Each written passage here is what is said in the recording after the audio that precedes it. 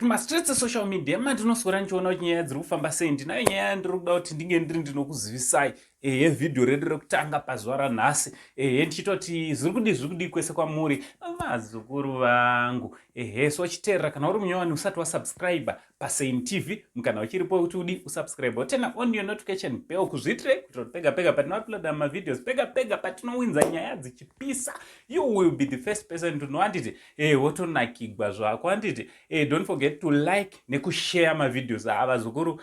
Angona wese nhasi ndiri kukumbira kuti udi ungolaika, ndiri kukumbirawo video rino rimboitawo malike akawanda. Anditi so nyaya yatauya nayo ndeye muchinda awanikwa achichera paguva, kwete makuva, achichera guva, not kuchera guva kwekuti pada kuvigwa munhu. Aiwa, makatovigwa munhu achichera kufukunyura murinda mune munhu akavigwa kare. Anditi zvazoita kuti anga ari anobatwa kunzvimbo yekuEpworth. kuEpworth ndokwazvaitikira.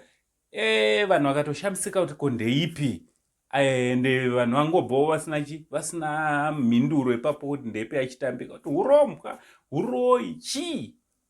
Zvabva zvatoshamisawo vanhu veruzhinji. Anditi haminoti munozvoonawo sevazukuru kuti munhu momubata achitofukunura, ringava guva rehama yako achifukunura, munomuita sei munhu uyu? Ende munofungeiwo nazvo vazukuru kuti urombwa here kana kuti uroi, chii chaizvo kana kuti ari mentally disturbed munhu.